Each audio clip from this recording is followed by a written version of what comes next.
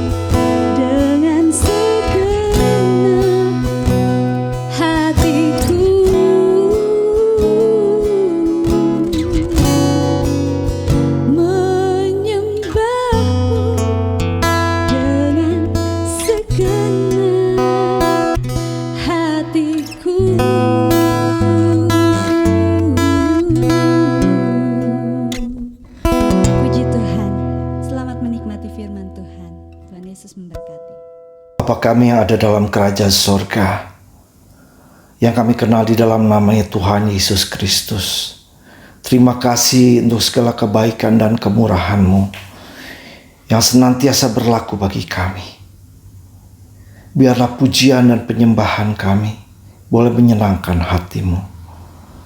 Tibalah saatnya kami kembali merenungkan firman-Mu.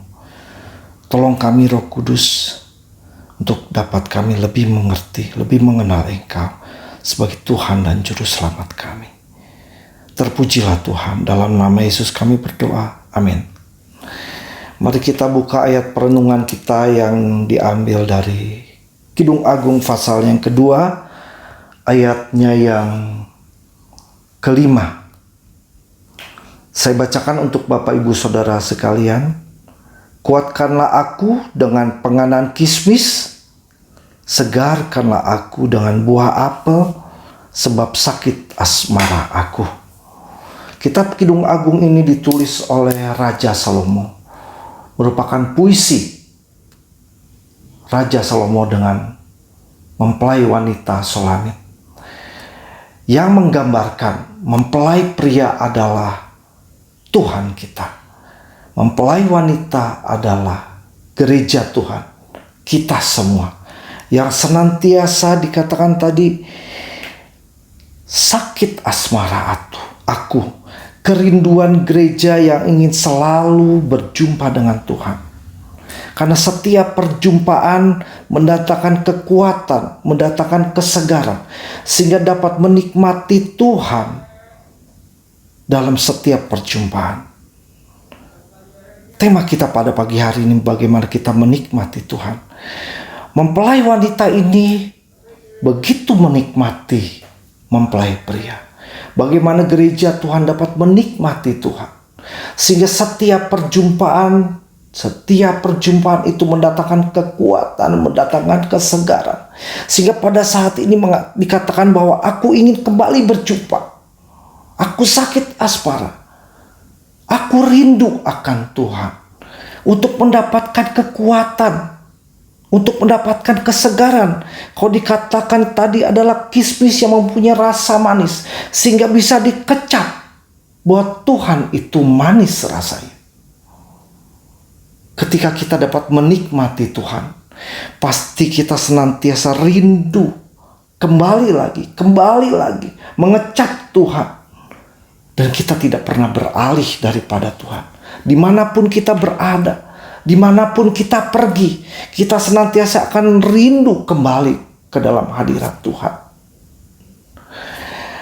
Ketika kita membaca kebenaran firman Tuhan, ada satu kenikmatan ketika kita melihat hukum-hukum Tuhan. Setiap perkataan Tuhan yang terbuka yang mendatangkan kekuatan. Ketika kita ada di dalam intim berdoa menyembah Tuhan, ada satu hadirat Allah yang luar biasa, ada satu kesegaran. Itulah gereja Tuhan yang senantiasa merindukan akan Tuhan. Sehingga kemanapun kita berada, kita senantiasa akan membawa hadirat Tuhan.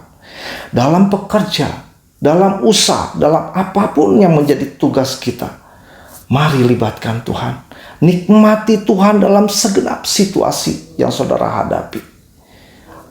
Meskipun situasi yang seperti ini, saya yakin dan percaya dalam setiap perkara Tuhan ada. Dalam setiap perkara, sekali lagi, Tuhan itu ada.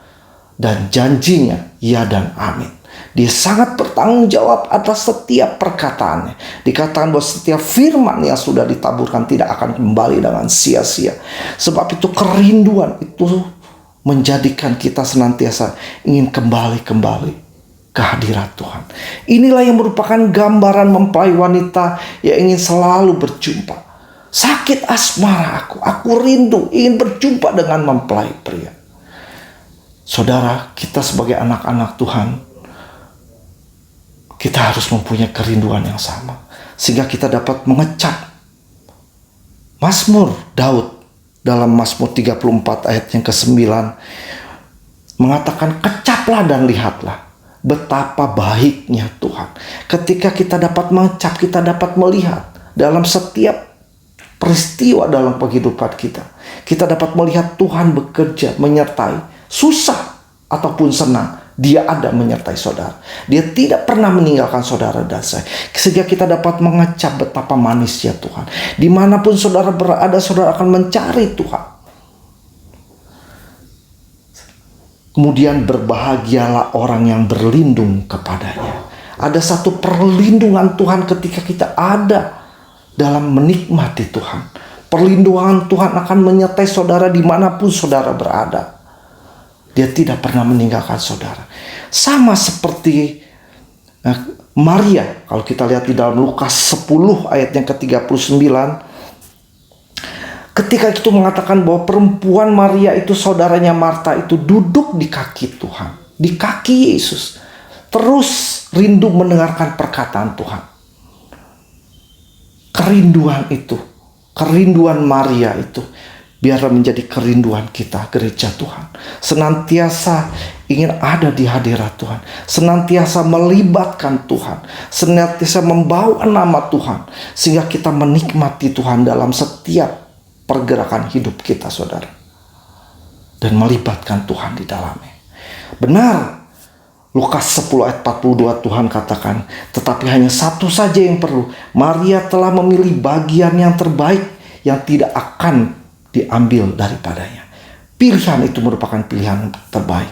Ketika kita menikmati Tuhan, di hadirat Tuhan, kita akan senantiasa mendapatkan satu kekuatan, kesegaran yang baru terus menerus. Haleluya. Kiranya firman Tuhan memberikan kita kekuatan, dan Roh Kudus selalu memberikan penerangan yang lebih jauh, sehingga iman kita dapat terus bertumbuh dalam mengenal kepada Tuhan kita Yesus Kristus. Mari kita tutup dalam doa. Tuhan Yesus yang baik, terima kasih. Kami rindu akan Engkau di dalam setiap saat, dalam keseharian kami, dalam pekerjaan kami, dalam usaha kami, dalam sekolah kami. Mungkin kami yang ada di dalam keadaan sakit, kami rindu Engkau ada di dalam suasana kamar kami. Dalam keadaan apapun kami rindu akan Engkau Tuhan. Kami ingin melibatkan Engkau Tuhan. Terima kasih Tuhan, sertai kami sepanjang hari ini. Terpujilah nama Tuhan. Kami mengucap syukur untuk firman-Mu dalam nama Yesus. Haleluya. Amin.